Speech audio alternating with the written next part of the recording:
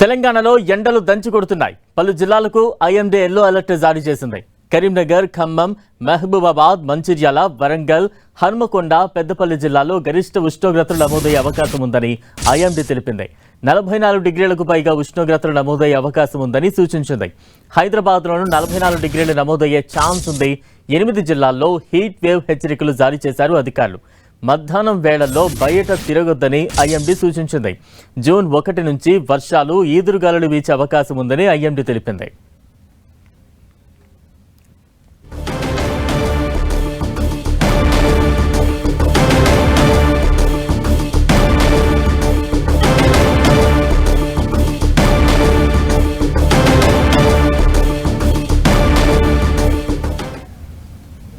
తెలంగాణ నిప్పుల కొలిమిలా మండుతోంది. ఎండలతో జనం ఠారెత్తిపోతున్నారు. నిన్న ఒక్కరోజే భానుడి ప్రతాపానికి 9 మంది బలయ్యారు. పలు జిల్లాల్లో 46 డిగ్రీలకు పైగా ఉష్ణోగ్రతలు నమోదయ్యాయి. ఆసిఫాబాద్ జిల్లా దహేగాన్లో అత్యధికంగా 46.3 డిగ్రీల సెల్సియస్ ఉష్ణోగ్రత నమోదైంది. రాష్ట్రంలోని 46 మండలాల్లో తీవ్రమైన వడగాలులు వీస్తున్నాయి. మరో 2 రోజుల పాటు ఈ వడగాలుల తీవ్రత కొనసాగుతుందని వాతావరణ శాఖ వెల్లడించింది.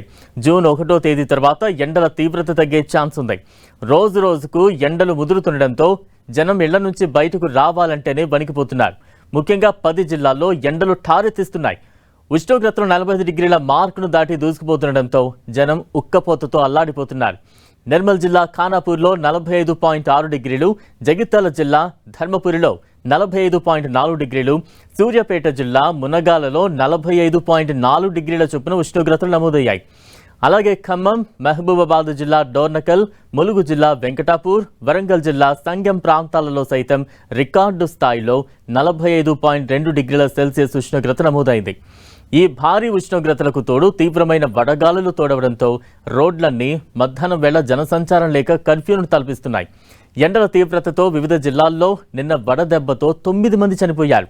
ఉమ్మడి ఖమ్మం జిల్లాలో 4, ఉమ్మడి ఆదిలాబాద్ జిల్లాలో 2, సిద్దిపేట జిల్లా చిన్న కోడూరులో 1, సంగారెడ్డి జిల్లా కంగ్టీ మండలం దెగుల్వాడి గ్రామ పంచాయతీలో ఓ మహిళ మృతి చెందింది. ఇక ఆదివారం నుంచి వాతావరణంలో మార్పులు వస్తాయని పేర్కొంది వాతావరణ శాఖ. ఆదివారం ఉత్తర, దక్షిణ, మధ్య తెలంగాణ జిల్లాల్లో అక్కడక్కడ వర్షాలు కురిసే అవకాశం ఉందని వాతావరణ కేంద్రం అంచనా వేసింది. దీనివల్ల వచ్చే నెల 1వ తేదీ తర్వాత నుంచి ఉష్ణోగ్రతలు స్వల్పంగా తగ్గుముఖం పడతాయని, అప్పటి వరకు ప్రజలందరూ అప్రమత్తంగా ఉండాలని, ముఖ్యంగా మధ్యాహ్నం వేళల్లో అత్యవసరమైతే తప్ప బయటకు రావద్దని అధికారులు సూచించారు.